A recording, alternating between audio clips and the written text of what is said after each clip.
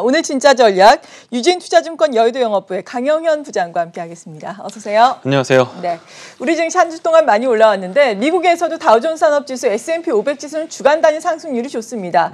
다우 지수는 2.29%, S&P 500 지수는 1.25% 주간 단위로 올라왔는데 다만 그동안 연중 최고점 경신하던 나스닥 지수는 주간 단위로 1% 하락했거든요. 이것이 시사하는 점은 어떤 게 있다고 보세요?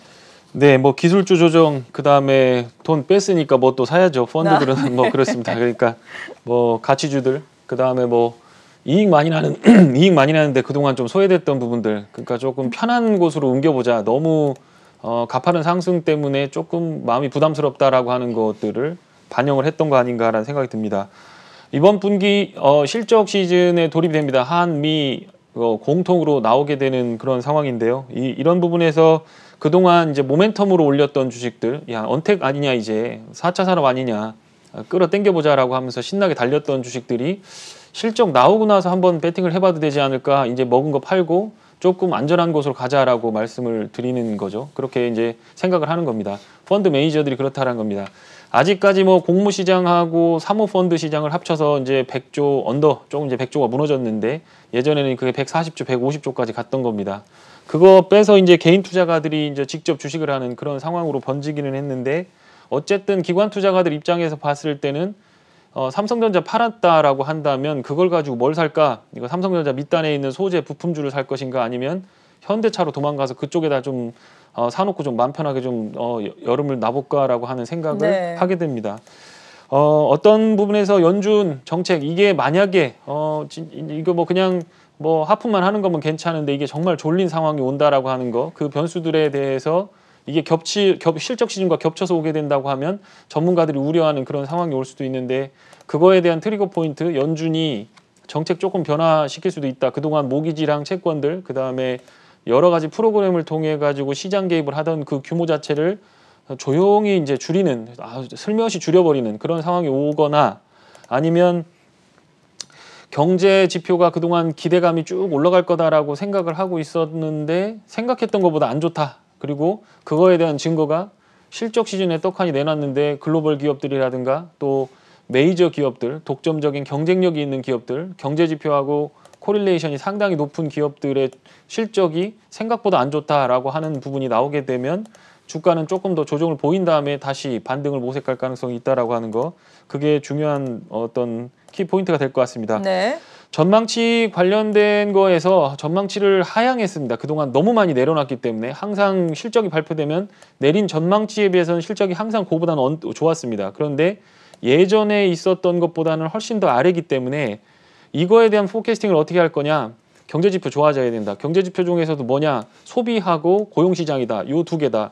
노동시장 지표는 예상치보다 좋게 나왔기 때문에 시장에 대해서 그렇게 우려할 부분은 아니고, 시장이 좀 빠지면 윗방향으로 좀 변함을 하겠지만 지수가 빠진다라고 하는 부분도 생각해야 되겠지만, 시장의 색깔이 변할 가능성에 대해서 이번 주간, 다음 주간까지는 좀 체크를 하시면서 판단을 해보시면 뭐 큰 문제는 없을 것 같다, 이렇게 정리해드리면 될 것 같습니다. 네, 거기에다가 이번 주에는 본격적으로, 물론 지난주에도 금융주들이 미국에서 실적을 발표를 했지만 또 미국에서 다른 기업들도 본격적으로 실적을 발표하게 되잖아요. 이것을 비롯한 변수들은 어떤 걸 챙겨보고 계세요? 네, 여기 뭐 제가 사진 하나를 갖고 왔는데 이 글로벌 확진자 추이 전망, 이게 확진자가 나온 겁니다. 그런데 이게 이제 아시아는 회색이고 그 분홍색은 이제 다른 국가들인데, 전체적으로 보면 팬데믹 터지고 나서 한 달간 급격하게 올라갔습니다. 쭉 올라가다가 지금 뭐 5만 명이 증가한다, 10만 명이 증가한다라고 하지만 기저효과에 의해서 딱히 가파르게 상승하는 것들은 보이질 않고 있습니다. 그건 그러네요. 네, 한국 같은 경우를 봐도 이제 보면은 눈 씻고 찾아봐도 이제 없는데,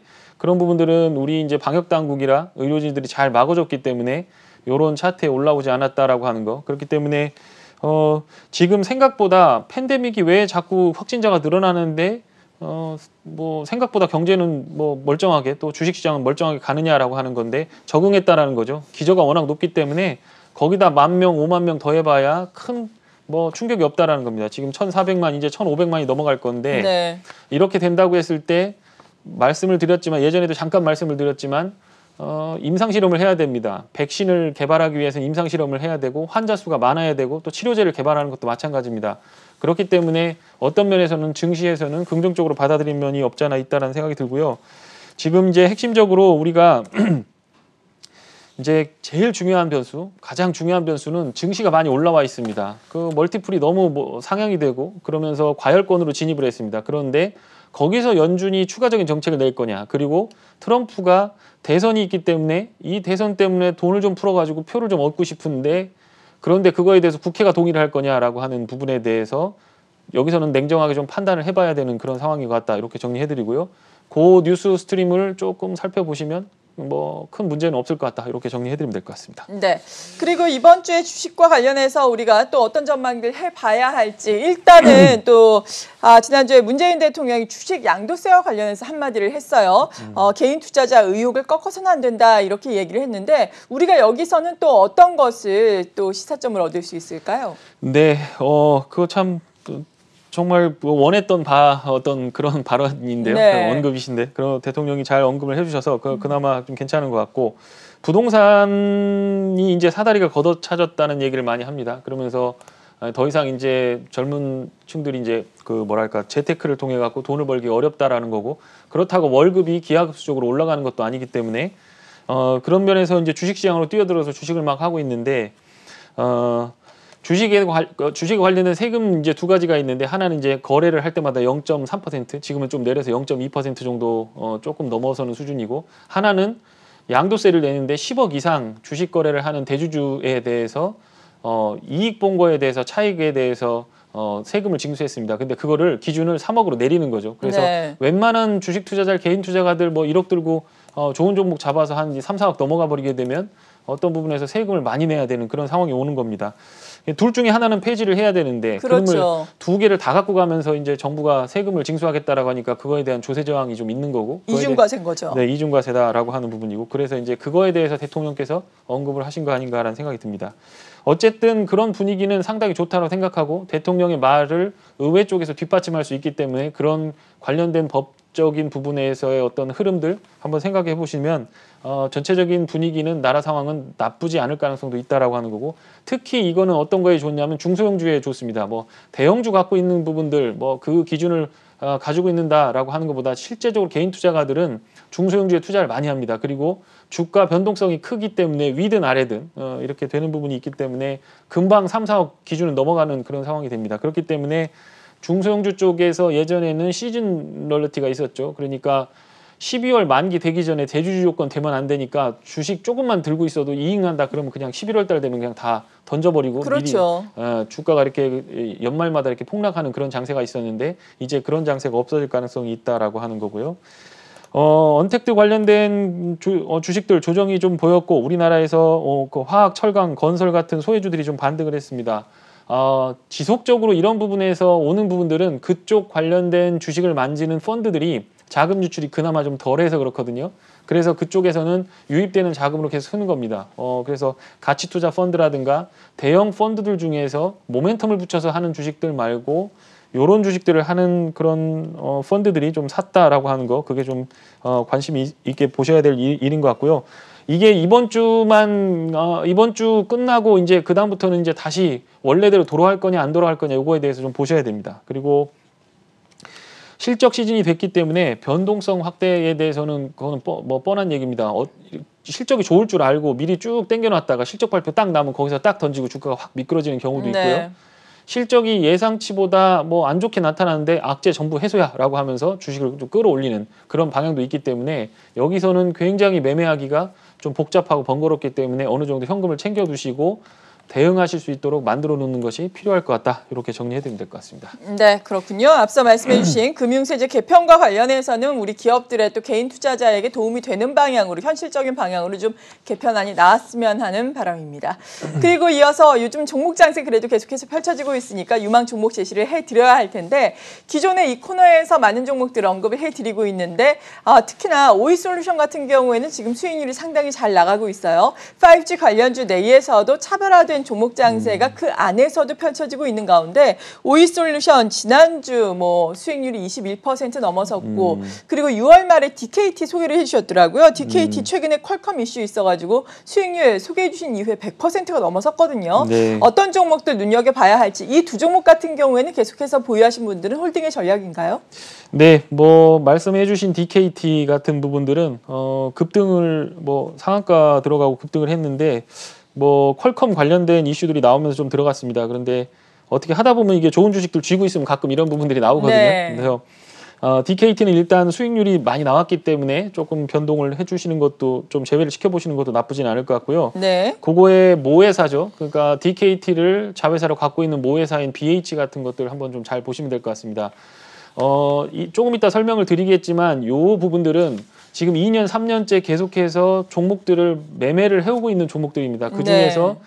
분기별로 혹은 뉴스가 터지는 주간 단위별로 뉴스가 터지는 부분에 맞춰갖고 제가 방송에 들고 나오는 건데 지금 동진세미캠이나 ENF 테크놀로지 같은 것들은 신고가 갱신하면서 국산화 이슈가 물렸지만 실적 시즌이 되면 실적에 대해서도 자신 있는 애들이기 때문에 한번 보시면 될 것 같고요. 네. 저쪽에 콜마 BNH나 노바렉스 같은 경우도 잘 모르시긴 하겠지만 제가 방송에서 언급하고 나서 거의 한 80% 가까이 올랐습니다. 근데 요즘 좋죠. 예, 저게 누구나 아는 그런 뭐 좀 섹시하게 뭔가 윗방향으로 막 뭔가 열려 있는 게 아니기 때문에 장기적인 차트를 놓고 보면 분명히 올라 있는데 어떻게 보면 주간 단위로 보면 상승률이 5%, 10% 이렇게 꾸준하게 가는 주식이기 때문에 관심은 없을 겁니다. 만약에 그런 거에 좀 지치신 분이라고 한다면 콜마 BNH 같은 것들을 한번 보시면 이쪽에 중국에서 이제 연속적으로 판매 행진, 판매가 마감되는 행진들이 계속 나오고 있기 때문에 이런 부분들 트레이딩 해보시면 조금 좀 지루한 매매를 해보시는 거에 대해서 좀 지루하다라는 걸 느끼시는 분들은 괜찮을 것 같습니다. 사실 콜마 BNH도 요즘에 많이 올랐잖아요. 네. 16일에 52주 최고가 경신을 했었는데요. 네. 콜마 BNH 같은 경우는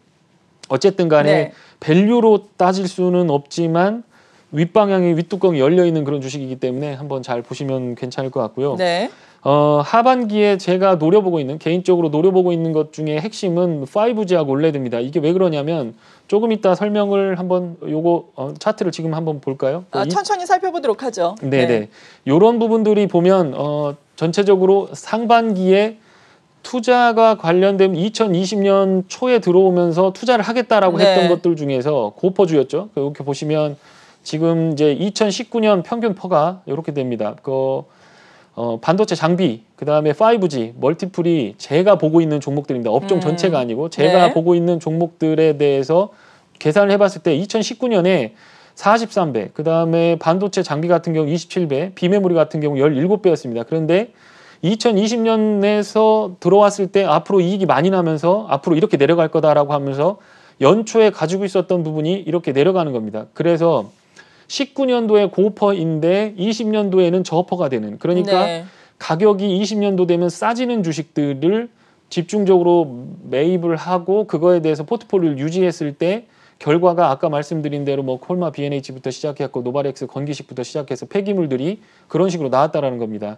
지금 이런 업종들 중에서 예상했던 것보다 안 나오는 부분이 어디냐라고 봤을 때 반도체 장비 쪽, 5G하고 OLED 쪽입니다. 예. 5G하고 OLED는 상반기 1, 2분기 동안 공사를 못하고 투자를 재개하지 못했고 팬데믹 때문에 최대 피해를 봤기 때문에 실제로 보면 2020년에 대한 실적 기대치를 충분히 충족시키지 못했던 부분들이 있습니다. 그렇기 때문에 하반기로 들어가면서 2분기 실적 악재 딱 떨어지면서 야, 이거 실적 악재 이제 나올 거 다 나왔으니까 주가 바닥 찍었으니까 한번 들어가 볼까? 라고 하면서 2020년 하반기부터 2021년 상반기까지 수주가 늘어나고 실적이 늘어나는 부분에 대해서 베팅을 할 가능성이 상당히 크다라고 하는 부분이고요.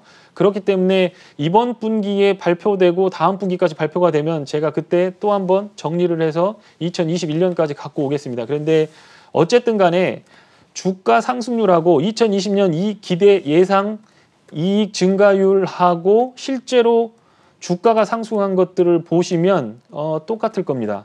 비메모리 섹터 78%, 반도체 장비 섹터 110%, 5G 150%. 물론 5G와 올레드는 상반기에 안 됐기 때문에 주가가 쉬었고 네. 나머지 것들을 본다면 실적이 따박따박 맞춰진 것들은 주가 상승률을 보시면 굉장히 큰 폭으로 주가 상승한 섹터가 됐다라고 하는 부분을 보셔야 됩니다. 건강기능식품 그 당시에는 아무도 관심이 없었고 재미가 없었던 주식들이고 폐기물도 마찬가지인데 비메모리 sek터 같은 경우도 뭐 7, 80%의 상승률을 보이겠다라고 얘기했던 부분이죠. 그런데 실제로 보면 주가는 그거보다 훨씬 더 많이 3배, 4배, 3, 400% 상승을 보였다라고 하는 부분이고요.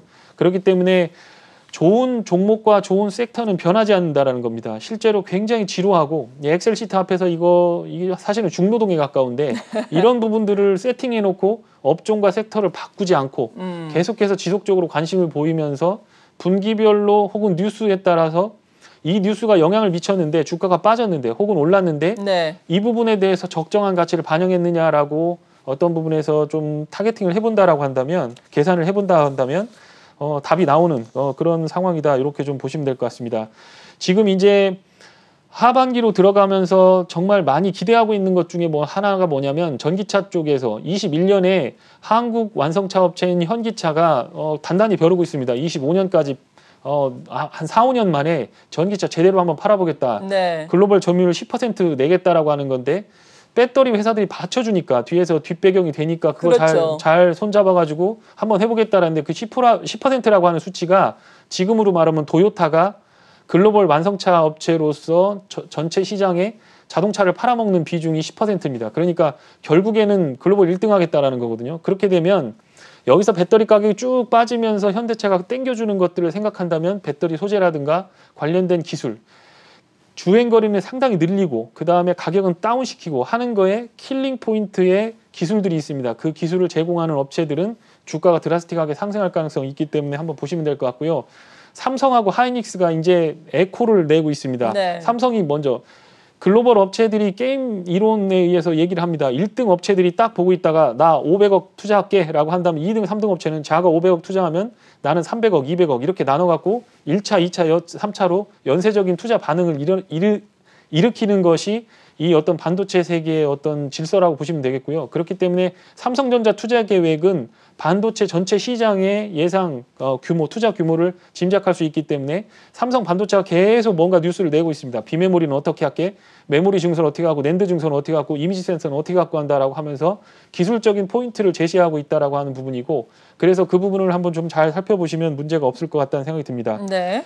5G, OLED, 반도체 소재 그리고 거기에 아주 핀포인트를 찍을 수 있는 기술적인 어떤 그런 주식들 그것들을 한번 잘 보시면 하반기에도 실적 발표 이후에도 주가는 괜찮은 흐름을 볼 수 있을 것 같다 이렇게 정리해드리면 될 것 같습니다. 네, 좀 종목별로 궁금한 점이 있어서 여쭤보겠는데 DKT, BH 많이 올랐잖아요. 네. 이들 종목들 그래도 지금 관심 가질 수 있겠다라고 말씀해 주셨는데 네. 마침 오르고선 금요일장 조정을 받았어요. 지금도 신규 매수 관점에서 접근 가능하다라고 보세요.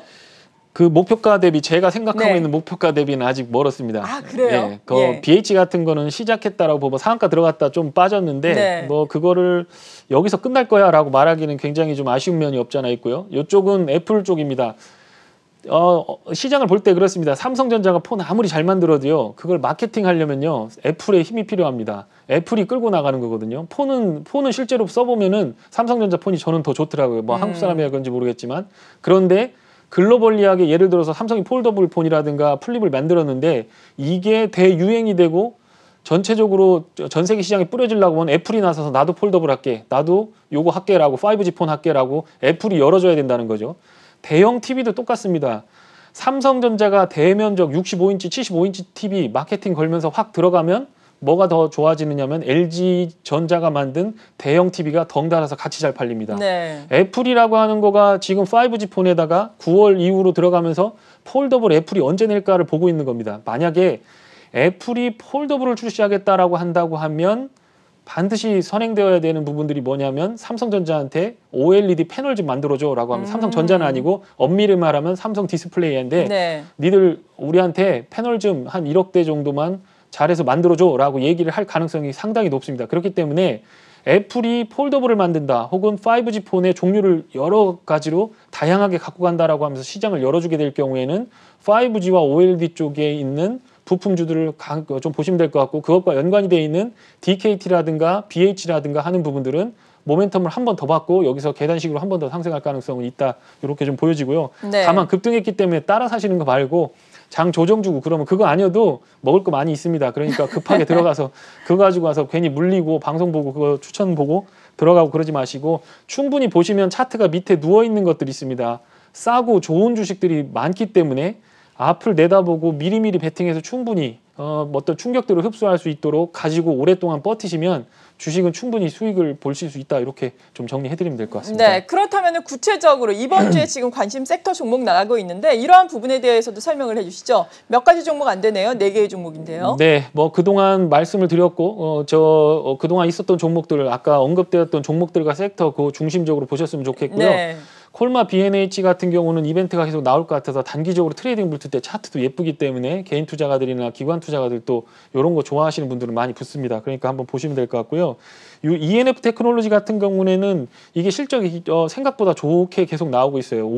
작년 대비 올해 대비 했을 때 70%에서 100% 뭐 70이냐 100이냐 그걸 맞추는 건 애널리스트가 하는 거고 웃자든 간에 늘어나는 건데 시가총액은 그거 못 따라왔다. 그럼 내년에는 어떠냐라고 봤을 때 내년에는 훨씬 더 좋다라고 하는 거니까 혹시라도 주가가 흔들리고 빠지면 거기다 한번 돈을 밀어 넣어보면 괜찮을 것 같다는 생각이 들고요. 네. 유진테크 같은 경우는 기술적 변화들이 있습니다. 그래서 오랫동안 상승을 해왔습니다. 그 팬데믹 이전 상황과 비교했을 때는 30~40%인데 팬데믹을 고려했을 때는 100% 이상 상승을 했기 때문에 조금 현기증이 날 수도 있는 상황인데 요거는 업사이드 포텐이 굉장히 강합니다. 우리나라 반도체 시장은 메모리 반도체, 특히 이 경우에는 삼성전자, 하이닉스를 합치면 전 세계 글로벌 시장의 4분의 3이 됩니다. 그런데 거기서 네 장비 좀 갖고 와봐. 내가 생각해보니까 네 장비 쓰는 게 더 나을 것 같아. 공장이 잠깐 쓰는 한이 있더라도 내가 네 거 구매해 줄 테니까 기술적으로 우리가 한번 연구해서 한번 들어가 보자라고 하면서 거기다 퀄 테스트를 주고 그거에 대해서 납품 계약 공시가 나온다라고 한다면 이런 주식들은 업사이드 포텐이 그냥 30% 40%가 아니라 그 10배 승부에도 갈 수 있는 주식이기 때문에 네. 계속해서 노려보면서 실적으로는 못 삽니다. 그러니까 실적 발표될 때 실적 기대치를 못 맞추면 주가 빠질 가능성이 있기 때문에 그런 것들 잘 노려보시다가 밑에서 한번 받아보시면 될 것 같고요. DENT 같은 경우는 아까 배터리 관련된 부분에서 기술적 변화 말씀을 드린 겁니다.